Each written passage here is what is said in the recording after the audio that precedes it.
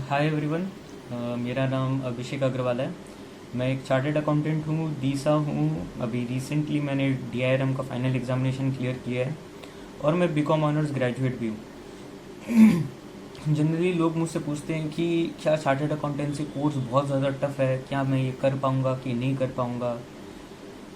तो मैं ये कहना चाहता हूँ कि it's not necessary that you need to be a very brilliant student to complete CA course. मैं अपनी खुद की बात करूँ तो मैं बहुत ज़्यादा वीक स्टूडेंट था। एंड जैसे कि मैं जूनियर क्लासेस में काफ़ी बार फेल भी होता था। नॉट ऐसा कि मेरा क्लास ही बैक हो गया, मैं काफ़ी सारे सब्जेक्ट में फ़ेल होता था। जैसे मुझे याद है कि क्लास 4 में एक बार ऐसा हुआ था कि मैं सबको को बोल दिया था कि इस बार तो पक्का मेरा 95% आने वाला है। एंड हुआ ये कि मैं 11 में से 7 सब्जेक्ट्स में फेल हो गया था। तो वो बहुत ज़्यादा एम्बैरेसिंग मोमेंट था, हालांकि आज मुझे बहुत फ़नी लग रही है। उस समय मेरे दिमाग में ये था कि हाँ, कि एक दिन ऐसा आएगा कि जब मैं टॉप करूँगा। तो वो बस एक ड्रीम था मेरे अंदर में कि हाँ, कि मुझे टॉप करना है। ऐसा कुछ नहीं था कि मैं बचपन से बहुत ज़्यादा ब्रिलियंट था कि मैं कुछ भी पढ़ता हूँ मुझे फटाक से समझ में आ जाता है, ऐसा कुछ भी नहीं है। बल्कि मैं अपना बात करूँ तो मैं बल्कि अपने आप को बिलो एवरेज स्टूडेंट समझता हूँ। मुझे एक ही चीज़ को करीब करीब 3 से 4 बार पढ़ना पड़ता था कि मुझे उसे नॉर्मली समझने के लिए, और उसे दिमाग में बिठाने के लिए तो मतलब करीब करीब 6 से 7 बार इन टोटल मुझे कंप्लीट करनी पड़ती थी। टिल क्लास 10 मैं इतना कुछ अच्छा परफॉर्म कर भी नहीं रहा था, मैं मीडियोकर स्टूडेंट ही था।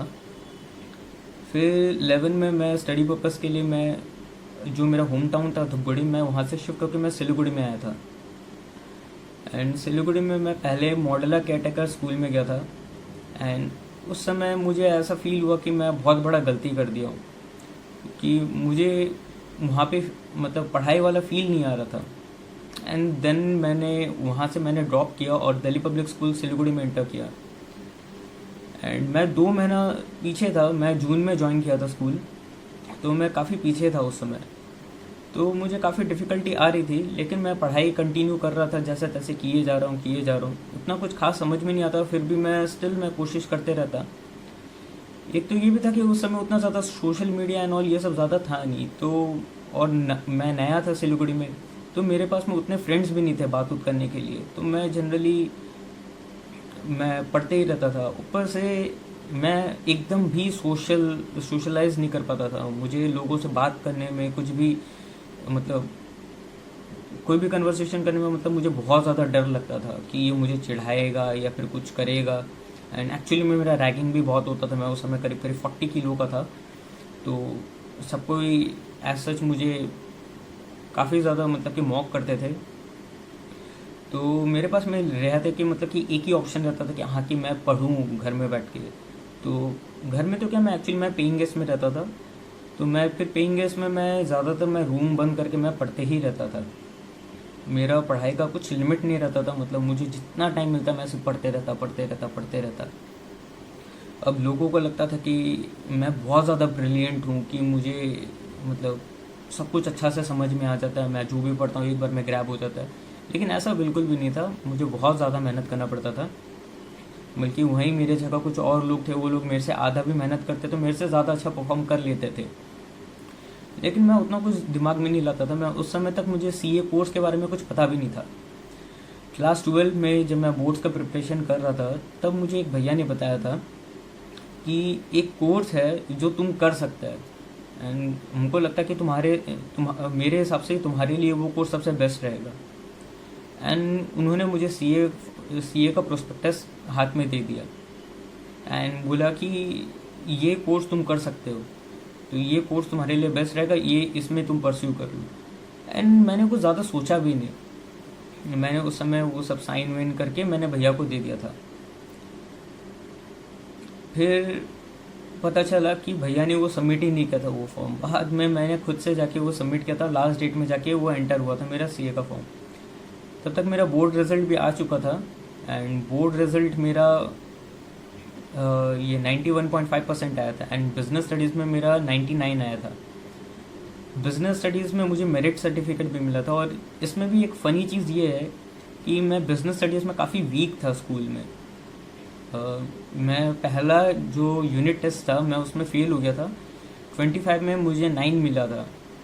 एंड मेरा टीचर बहुत ज़्यादा शॉक था कि वो मुझे देखता था कि मैं बहुत ज़्यादा मेहनत करता हूँ लेकिन फिर भी मेरा मार्क्स नहीं आता है।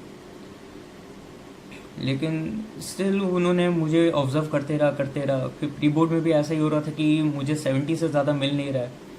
उन्होंने एक चीज़ नोटिस किया कि मैं करीब करीब 73 मैंने ऑब्टेन किया था प्री बोर्ड में, एंड मैंने इस पेपर सिर्फ 75 मार्क्स का ही अटेंड किया था। तो उन्हें समझ में आ गया था कि मेरे में नॉलेज को लेके या डेडिकेशन को लेके कोई इशू नहीं है, इशू था कि मैं पेपर कैसे अटेंड कर रहा हूँ। कभी कभार क्या होता है ना कि हमें ये लगता है कि स्मॉल थिंग्स मैटर नहीं करती है, लेकिन in real life small things matters a lot. उन्होंने जस्ट मुझे इतना सा बोला था कि बिजनेस स्टडीज़ का जो पेपर होगा बोर्ड्स के टाइम में, बस तुम लास्ट क्वेश्चन से फर्स्ट क्वेश्चन को अटेंड करना। मैंने उन्हें बताया था कि मैं क्वेश्चन नंबर 1 2 3 मैं सीरियली कर रहा हूँ। उन्होंने मुझे बस इतना बोला कि इस बार सीरियली मत करना, बोर्ड्स में तुम सिर्फ उल्टा अटेंड करना।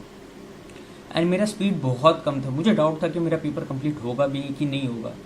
लेकिन बोर्ड्स के टाइम में 5 मिनट पहले मेरा पेपर ओवर हो गया।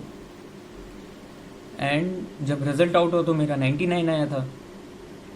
तो एक छोटा सा चीज़ था जो मैंने फॉलो किया, एंड वो मेरे रिजल्ट में इतना ज़्यादा चेंजेस ले आया। अब लाइफ में क्या है ना कि हमें हमेशा खुद पे हर चीज़ को लेकर डाउट होता है कि क्या मैं कर पाऊँगा कि नहीं कर पाऊँगा। तो वैसे ही सीए कोर्स के लिए भी है कि लोगों को डाउट होता है कि क्या मैं ये कर पाऊँगा क्या नहीं कर पाऊँगा।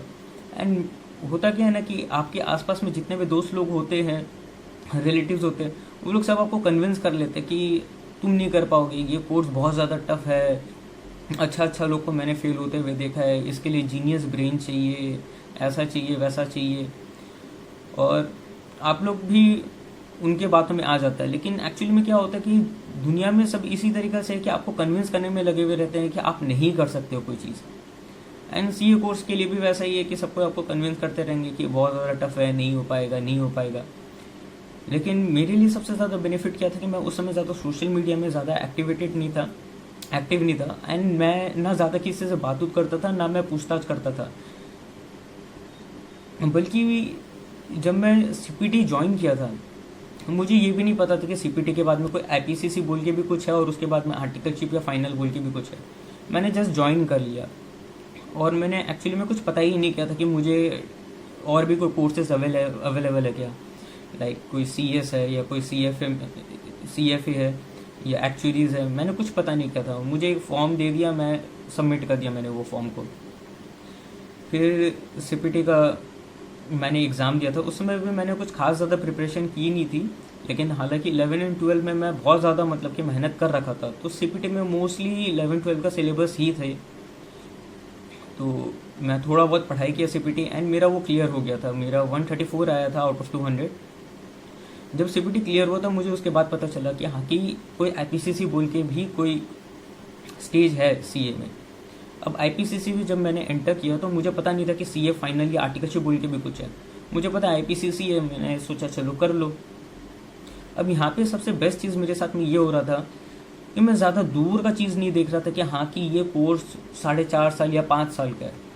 मैं बस स्टेजेस में देख पा रहा था कि हाँ की सीपीटी है, इसके लिए मुझे 3 महीना प्रिपेयर करना है, ख़त्म हो जाएगा। अब मैं जब आईपीसीसी में हूँ तो मुझे पता है कि हाँ कि मुझे 10 से 11 महीना पढ़ना है तो ये ख़त्म हो जाएगा। मैं आगे का पता करने के लिए भी नहीं गया था। मेरे पास में बुक्स आया, मैं ट्यूशन्स पता करना चालू किया एंड ट्यूशन स्टार्ट कर दिया। अब मेरा यही एक था कि मैं उस समय भी मैं किसी से बात ज़्यादा करता नहीं था, मैं अकेला अकेला ही रहता था। मैं उस समय भी मैं बस पढ़ते रहता था। तो अब मेरे पास में ऐसा था कि मुझे लोगों से बात करने में बहुत ज़्यादा डर लगता था। तो मेरा डर मेरे लिए एक बेनिफिट बन गया था उस समय। मैं लोगों से बात करने की जगह इसलिए मैं मुंह छुपाने के लिए मैं बुक्स लेके बैठ जाता था। एंड उस दौरान में ये हुआ कि अब मैं मजबूरी में पढ़ना चालू कर दिया, तो मैं अब पढ़ते ही रहता हूँ। मैं करीब करीब दिन में 16 से 17 घंटा मैं आईपीसीसी के टाइम में मैं पढ़ रहा था, क्योंकि मुझे बहुत ज़्यादा डर लगता था। मैं लोगों को अपने आसपास देखता था तो मुझे बात करना एकदम भी ठीक नहीं लगता था। ये मुझे लगता था मैं जैसे ही बात करूँगा कुछ उल्टा पुल्टा बोल दूंगा तो लोग मेरा मजाक उड़ाएंगे। तो मैं एकदम ही चुप रहता था और थोड़ा दूर ही रहता था सबको से। एंड ट्यूशन्स के टाइम में भी ऐसा होता था कि मैं एकदम चुप बैठा रहता था, हालांकि क्लास ओवर होने के बाद मैं बहुत क्वेश्चंस पूछता था। एंड जो बाकी मेरे क्लासमेट्स बैचमेट्स जो थे, उन्होंने मेरा नाम क्वेश्चन बैंक, डाउट, ये सब रख दिया था। एंड वो लोग बहुत ज़्यादा इरिटेट हो जाते थे कि मैं जितना ज़्यादा क्वेश्चंस मैं पूछता था। तो 4-5 महीना तक मतलब सबको को यही लगता था कि ये कैसा है, ये बार बार क्वेश्चंस पूछते रहता है, सिर्फ पूछते ही रहता है, इसको कुछ समझ में नहीं आता है। एंड मुझे भी खुद पे बहुत डाउट होता था। मैं उस समय सोच रहा था कि क्या मैं बोथ ग्रुप देने लायक हूँ कि नहीं हूँ। मैं तो इतना वीक स्टूडेंट हूँ, मुझे तो सिर्फ एक ग्रुप देना चाहिए। क्योंकि उस समय तक मेरा लाइफ का एक ही अचीवमेंट था कि मैं लाइफ में फर्स्ट टाइम 91.5% लाया था क्लास 12 बोर्ड्स में। उसके अलावा मैं स्टडीज़ में मेरा कोई अच्छा ट्रैक रिकॉर्ड नहीं था। तो मुझे बहुत डाउट था कि मैं इस लायक हूँ कि मैं इसे अच्छा से कर पाऊँगा कि नहीं कर पाऊँगा। तो मेरे जो टैक्स के टीचर थे वो मुझे ये बोले कि तुम जिस हिसाब से पढ़ रहे हो तुम आराम से बोथ ग्रुप दे दोगे, मेरा बात मानो और दोनों ग्रुप के लिए फॉर्म साइन करके सबमिट कर दो। मैंने उनका बात मान लिया और मैं उसी हिसाब से मैं प्रिपरेशन भी स्टार्ट कर दिया था। एंड उसके बाद में हुआ ये कि मैं पढ़ते पढ़ते इतना ज़्यादा फ्रस्ट्रेट हो गया था कि मुझे अब पढ़ने का मन नहीं कर रहा था। तो उस समय मेरे एक फ्रेंड था कमलेश बोल के, मैं उसके साथ में फिर पढ़ना स्टार्ट किया। तो मैं उसके साथ में मैं क्रिकेट भी खेलता, फिर मैं पढ़ाई भी करता। मैं पढ़ाई काफ़ी कम कर दिया था उस समय, पहले तो 16-17 घंटा पढ़ाई होता था, लेकिन जब सारा ट्यूशन ओवर हो गया तो मैं उस समय करीब करीब फिर 8-9 घंटा पढ़ना स्टार्ट किया था। मैं उतना ज़्यादा भी नहीं था कि मैं दिन रात पढ़ते रहूँ, क्योंकि जैसे कि एक law of diminishing marginal utility है कि आप किसी भी चीज़ का कंटिन्यूस कंजम्पशन करते रहेंगे तो उससे एक पॉइंट तक तो आपको पॉजिटिव इफेक्ट मिलेगा, लेकिन उसके बाद ज़्यादा कंज्यूम करेंगे तो आपको नेगेटिव इफेक्ट मिलना चालू हो जाएगा। तो मेरे साथ में भी वही हो रहा था कि मैं अब जितना ज़्यादा पढ़ रहा था मुझे उतना ही ज़्यादा पढ़ाई नापसंद होने लग रही थी। तो मैं फिर क्रिकेट खेलना चालू किया और मैं थोड़ा थोड़ा करके पढ़ते रहता था। और फिर आईपीसीसी के टाइम पे जब एग्ज़ाम मेरे करीब आए तो उस समय कॉलेज के एग्ज़ाम्स भी मतलब कि काफ़ी मेरे 4 कॉलेज के एग्ज़ाम जो थे वो क्लैश हो रहे थे। तो 10 से 2 मेरे कॉलेज के एग्ज़ाम थे एंड 2 से 5 मेरे आईपीसीसी के एग्ज़ाम्स थे। एंड कॉलेज के एग्ज़ाम्स के लिए ऐसा था कि मुझे पता भी नहीं था कि कौन सा सब्जेक्ट का एग्ज़ाम्स कब है। क्वेश्चन पेपर मुझे हाथ में मिलता तब मुझे पता चलता कि हाँ कि ये सब्जेक्ट है, एंड मैं उसके ऊपर मैं फिर कुछ भी बना के मैं लिख देता था। अब सीए कोर्स का ये एक बेनिफिट था कि करीब करीब मेरे कॉलेज की पढ़ाई मतलब सीए के सिलेबस में ही कवर्ड थी, तो मुझे उतना कुछ अलग से कॉलेज के लिए पढ़ने की दरकार नहीं थी, तो वो सारा कंप्लीट कवर्ड थी मेरी। अब सबसे पहला एग्ज़ाम जो था मेरा आईपीसीसी का वो था अकाउंटिंग का पेपर 1। एंड उससे मैं 2 दिन पहले मैं मूवी देखने के लिए चल गया था, क्योंकि मैं काफ़ी बार सिलेबस ख़त्म कर चुका था और मैं काफ़ी बोर हो चुका था। तो मैं ज़्यादा प्रेशराइज नहीं करना चाहता था खुद को, तो मैं आराम से मैं मूवी देखा एंड ज़्यादा प्रेशर नहीं ले रहा था। मैं एग्ज़ाम दे दिया, मुझे लग रहा था कि मैं करीब करीब शायद पेपर अच्छा गया, 70-72 ऐसे कुछ आ जाएगा मेरा। फिर जब आईपीसीसी का सारे एग्ज़ाम्स ख़त्म हुआ तो उसके बाद में जब रिज़ल्ट आउट हुआ तो मैं खुद शॉक्ड हो गया कि मेरा नॉर्थ बंगाल हाईएस्ट था एंड अकाउंटिंग में मेरा 98 मार्क्स था, जबकि मेरा उसमें पेपर इनकम्प्लीट था।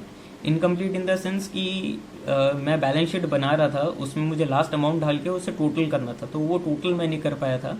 क्या पता अगर मैं शायद टोटल कर लेता तो शायद 100 आ जाता, लेकिन चलिए ठीक है, फिर भी 98 आया तो मैं काफ़ी खुश था। तो ये लाइफ में मेरा सबसे बड़ा अचीवमेंट था कि मैं फर्स्ट टाइम कभी मैं टॉप किया। उसके बाद से सबको को लगने लगा कि मैं बहुत ज़्यादा जीनियस हूँ या बहुत ज़्यादा ब्रिलियंट हूँ, लेकिन ऐसा बिल्कुल भी नहीं था। मुझे बहुत ज़्यादा पढ़ना पड़ता था, बहुत ज़्यादा। बल्कि ऐसा होता था ना कि ट्यूशन्स में भी काफ़ी बार मुझे सुन के कुछ समझ में नहीं आता था। मैं घर में आता था, मैं 2-3 बार रिवाइज़ करता था, देखता था, एनालाइज करता था, तब मुझे जाके समझ में आता था कि हाँ कि ये चीज़ क्या है। बाकी लोग बल्कि कि काफ़ी लोग ऐसे थे कि वो लोग एक बार क्लास में सुन लेते हैं एंड उनको समझ में आ जाता था। देखिए आईपीसीसी टाइम में काफ़ी सारे टॉपर्स लोग से भी मैं टिप्स ले रहा था कि वो कैसे कैसे पढ़ाई करते हैं। तो जो मेरे से पहले वाले जो बैच की जो टॉपर थी, मैं उनसे बात किया था। तो मैं उनसे पूछ रहा था कि आप कैसे पढ़ते हो, आप क्या करते थे, मुझे भी थोड़ा बताइए। तो वो बोली थी कि मेरे नज़र में तो जो दिन में 16-17 घंटा पढ़ता है वो एक नंबर का बेवकूफ़ है। एंड मैंने उन्हें कहा था कि फिर तो वो बेवकूफ़ मैं हूँ, क्योंकि मैं खुद 16 से 17 घंटा पढ़ता हूँ। एंड वो ऐसी थी कि वो सिर्फ 4 घंटा पढ़ती थी, एंड वो आईपीसीसी में उनका रैंक भी आया था बल्कि। तो वो बहुत ज़्यादा ही ब्रिलियंट ब्रेन थी। तो अब वही बात हो जा रहा है कि अगर आप बहुत ज़्यादा ब्रिलियंट हो तो आप कम पढ़ के भी आपका हो जाएगा, और अगर कम ब्रिलियंट हो तो हाँ कि आपको एफर्ट ज़्यादा देना पड़ेगा, लेकिन ऐसा कुछ नहीं है कि आपका सीए कंप्लीट नहीं होगा।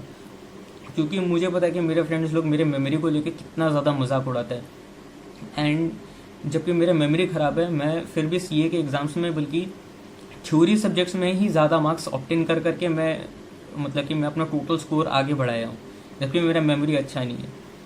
अब मेन मैटर क्या हो जा रहा था मेरे साथ में कि मुझे मतलब एक्सपीरियंस के साथ साथ मुझे समझ में आ जा रहा था कि मैं पढ़ाई में कहाँ गलती कर रहा हूँ, मुझे क्या चीज़ करना है नहीं करना है। मुझे जो समझ में आया कि स्टडीज़ में ऐसा कुछ नहीं है कि आपको बहुत ज़्यादा ब्रिलियंट होना पड़ेगा, कि बहुत ज़्यादा शार्प माइंड चाहिए, लेकिन सबसे ज़्यादा ज़रूरी ये है कि आपका मैनेजमेंट स्किल अच्छा होना पड़ेगा। जैसे मेरे कुछ फ्रेंड है जो बहुत ज़्यादा ब्रिलियंट है, वो उनका कॉपी भी देखेंगे तो वो कुछ खास तरीक़े से मेंटेन नहीं कर रखे हैं, लेकिन एक चीज़ है कि वो बुक में क्वेश्चन देखेंगे कि हाँ कि क्वेश्चन यहाँ पे है, तो उनको पता है कि हाँ कि कॉपी में कहाँ पे होगा। लेकिन मेरा वैसा नहीं था, मैं बुक में भी पेज नंबर लिखता था, मैं कॉपी में भी पेज नंबर लिखता था। मुझे ये सब समझ में नहीं आता था कि हाँ कि अगर ये क्वेश्चन है तो ये कॉपी में कहाँ मिल सकता है। मैं सब कुछ मैनेज करके रखता था।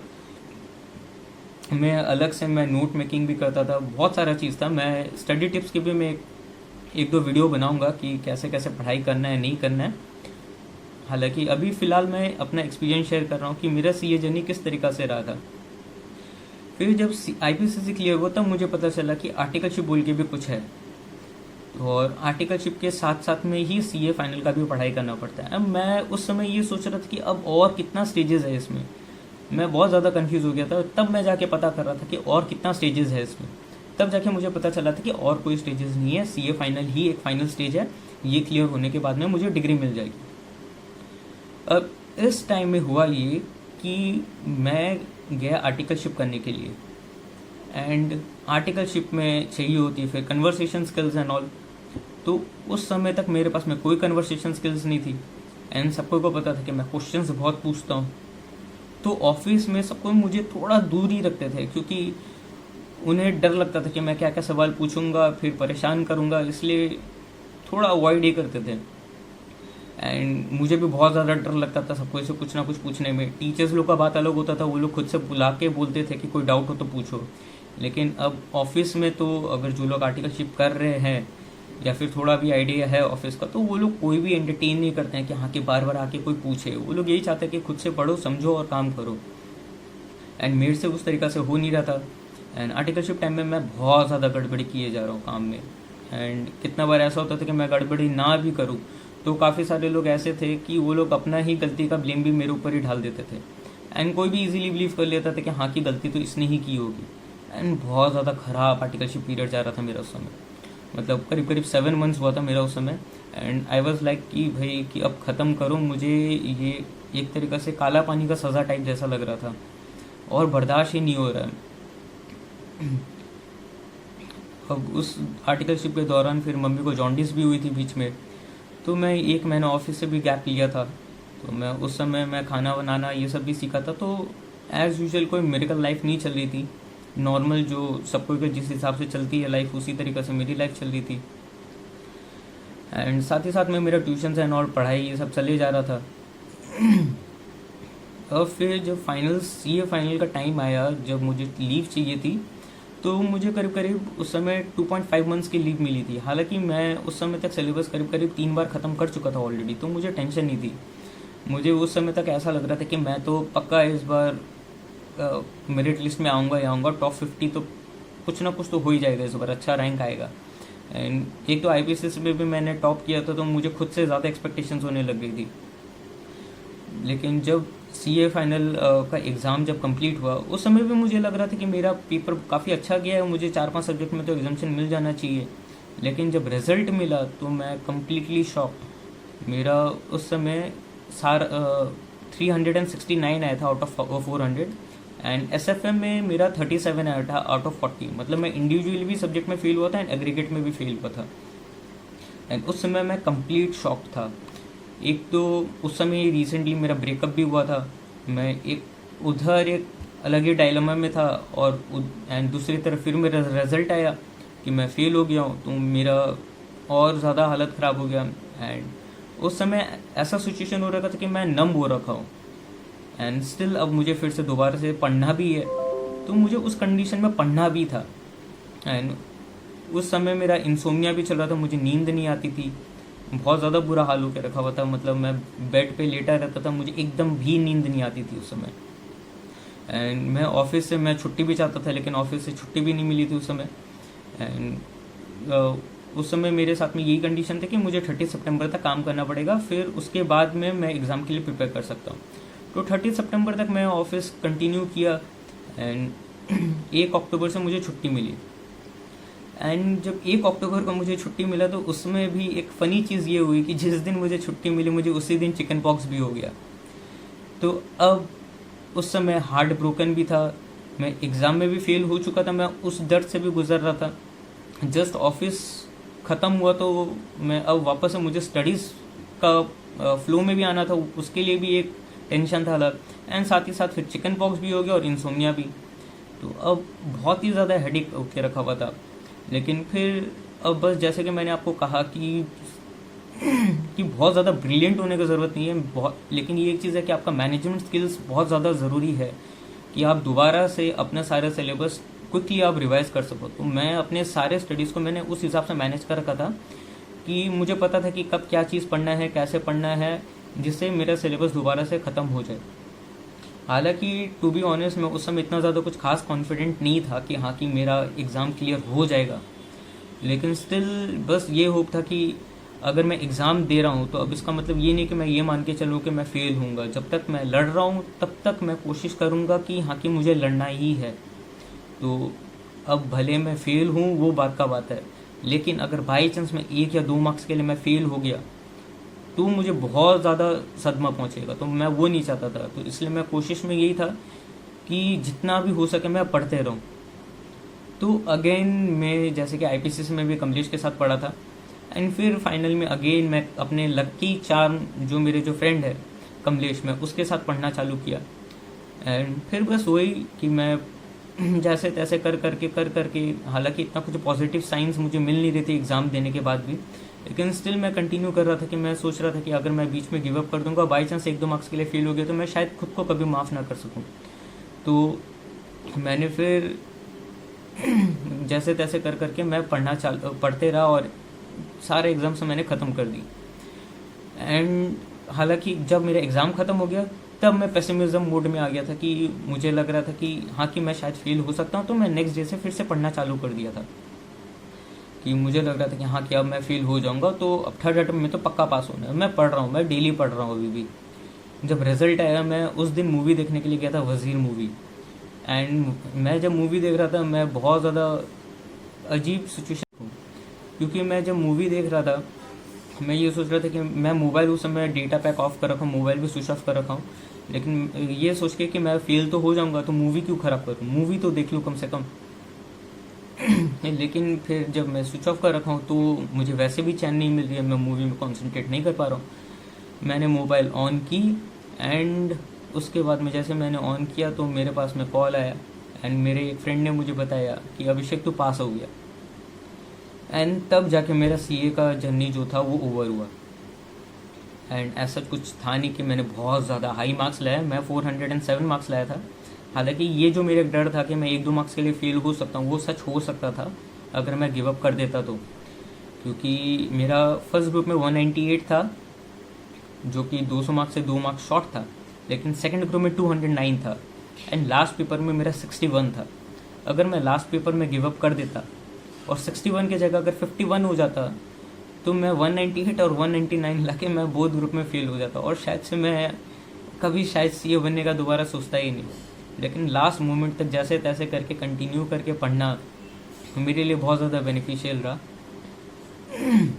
हालांकि काफ़ी सारे ऐसे लोग भी हैं जो लोग मुझे जानते हैं कि हाँ कि मेरा मेमोरी बहुत ज़्यादा ख़राब है, एंड वो लोग मुझे आज भी पूछते हैं कि भाई कि तेरा डिग्री ख़रीदा हुआ है क्या। तो उन्हें पता है कि हाँ कि मेरा मेमोरी किस हिसाब से है, मैं कितना ज़्यादा ब्रिलियंट हूँ और नहीं हूँ। फिर जैसे मेरा सीए ख़त्म हुआ तो अब उसके बाद में मैं बोर हो चुका था पढ़ाई से फॉर द टाइम बिंग। लेकिन फिर 1 साल बाद मुझे फिर इच्छा हुआ कि हाँ कि भाई अब और डिग्री लिया जाए। तो मैंने फिर दीसा किया। फिर दीसा में भी ऐसा होता कि मैं फर्स्ट अटेम्प्ट में फ़ेल हो गया था। अब उस समय तक फ़नी बात क्या था कि मैं लोगों को स्टडीज टिप्स दे रहा था। मैं 2-2 ढाई घंटा का सेमिनार ले रहा था कि पढ़ाई कैसे करना है। मैं स्टडीज़ कोच बन के रखा हुआ था एंड मैं खुद है ना डीसा का फर्स्ट अटेम्प्ट में फ़ेल हो गया। एंड मेरे एक फ्रेंड ने मुझे कहा कि तू लोगों को सिखाता है कि पढ़ाई कैसे करना है और खुद फेल हो रहा है। तो उस समय मुझे गुस्सा आ गया, मैं फिर कुछ बोला नहीं। लेकिन फिर ये एक चीज़ था कि मैं फिर से है ना अपना जो भी टेक्निक्स था मैं इम्प्लीमेंट करना चालू किया। एंड फिर मैंने दीसा भी क्लियर कर दिया। एंड जैसे दीसा ख़त्म हुआ मेरा, फिर मैंने उसके बाद में दूसरा कोर्स ज्वाइन किया। तुरंत ज्वाइन नहीं किया था, लेकिन फिर विद टाइम मुझे समझ में आया कि हाँ कि भाई अब और एक डिग्री मैं ले लूँ। तो मैंने DRM स्टार्ट किया। एंड उस समय तक फिर से मेरा सारा स्टडीज़ हैबिट जा चुका था, तो मैं फिर से पढ़ना चालू किया। वैसे मैं बता देता हूँ, दीसा एंड DRM जो है वो पोस्ट सीए क्वालिफिकेशन कोर्स है, तो ज़्यादा आप लोग को सुनने नहीं मिलेगा। तो जो लोग सीए कर लेते हैं उनको पता होता है कि क्या होता है ये दीसा, क्या होता है DRM। तो मैं फिर DRM पढ़ना स्टार्ट किया। एंड फिर धीरे धीरे धीरे धीरे करके मैंने DRM का भी सारा सिलेबस करीब करीब 5 बार ख़त्म कर लिया। और हाँ, सीए फाइनल फर्स्ट अटेम्प्ट में भी मेरा ऐसा हुआ था कि मैंने 5 बार सिलेबस ख़त्म की थी फर्स्ट अटेम्प्ट में, लेकिन मैं फिर भी फेल हो गया था। तो ऐसा कुछ नहीं था कि मैं ज़्यादा पढ़ लोगे तो पास हो जाओगे, उसका कोई गारंटी नहीं है। और वहाँ पे मेरे कुछ फ्रेंड्स लोग भी थे जो लोग एक बार पढ़े थे, वो लोग क्लियर भी कर लिए थे। तो थोड़ा बहुत किस्मत भी है और काफ़ी मेहनत भी है, तो वो दोनों चीज़ के ऊपर निर्भर करती है आपका सीए फाइनल का एग्ज़ाम, सीए फाइनल क्या टोटल सीए करिकुलम भी। तो DRM में भी वैसा ही था कि मैं करीब करीब 5 बार सिलेबस ख़त्म कर दिया था। एंड उस समय मैं बहुत ज़्यादा हाईली कॉन्फिडेंट था कि हाँ कि मैं क्लियर कर लूँगा। तो फर्स्ट अटेम्प्ट में मेरा क्लियर हो गया। एंड फिर मैंने पता किया तो सारा मार्क्स कंपैरिजन एंड इंस्टीट्यूट से मुझे पता चला कि मैं ऑल इंडिया रैंक 4 हुआ हूँ और वेस्ट बंगाल टॉप। तो यही था मेरा स्टडीज़ जर्नी। तो ऐसा कुछ नहीं है कि आपको बहुत ज़्यादा ब्रिलियंट होना पड़ेगा, बस वही है कि हाँ कि अगर आप डेडिकेटेड रहते हैं तो फिर आसान है। लेकिन अगर आप डेडिकेटेड नहीं रहते हैं, खुद पे बहुत ज़्यादा डाउट करते हैं, तो फिर मुश्किल है। हालांकि ऐसा नहीं है कि मैं खुद पे डाउट नहीं करता हूँ, मैं भी खुद पे बहुत डाउट करता हूँ कि मैं कर पाऊँगा कि नहीं कर पाऊँगा। ज़रूरी नहीं है कि आप सिर्फ स्टडीज़ फील्ड में डाउट करें खुद को, बाकी चीज़ भी होती है। मैं भी खुद के ऊपर डाउट करता हूँ कि मैं कर पाऊँगा कि नहीं कर पाऊँगा। जैसे ऑफिस में मुझे बोला जाता था कि कभी ऑफिस मत खोलना, तुम नहीं चला पाओगे, ऑफिस तुम्हारी बस की बात नहीं है। लेकिन फिर भी मैंने ऑफिस की एंड चलो चल रहा है अभी अच्छा। लेकिन अब मैं इसके ऊपर ज़्यादा मैं कमेंट नहीं कर सकता, क्या पता कि एडवर्टीज़मेंट का रूप ले ले। तो सीए गाइडलाइन के हिसाब से एडवर्टीज़मेंट इज़ नॉट अलाउड। तो वही है कि थोड़ा बहुत आप डाउट भी करोगे खुद को, लेकिन बस वही है कि आपको एक लाइफ में प्रिंसिपल बनानी पड़ेगी कि हाँ कि मैं ये कर सकता हूँ। एंड आपको बस फिर बाकी लोग को अवॉइड करना होगा ये सुनना कि तुम्हारे लिए कोर्स नहीं है, तुम नहीं सकोगे। ये आपकी जर्नी है, ये आपको डिसाइड करना है कि आप ये करना चाहते हो कि नहीं करना चाहते हो, या कर पाओगे कि नहीं कर पाओगे। ये बाकी लोग के लिए छोड़ दीजिए कि बाकी लोग क्या बोलते हैं। काफ़ी लोग ऐसे होते हैं जो लोग है ना क्लास 12 भी पास नहीं किए होते, लेकिन वो लोग सीए फाइनल के स्टूडेंट को बताते हैं कि हाँ कि सीए का प्रिपरेशन कैसे करना है। तो बाकी लोग का बात छोड़ दीजिए, ठीक है। तो स्टडीज़ के लिए ऐसा कुछ नहीं है कि आपको बहुत ज़्यादा ब्रिलियंट होना पड़ेगा। ये मैं आपको काफ़ी बार बोल चुका हूँ, ब्रिलियंस ज़रूरी नहीं है, लेकिन हाँ डेडिकेशन चाहिए, डेडिकेशन ज़रूरी है। Thank you.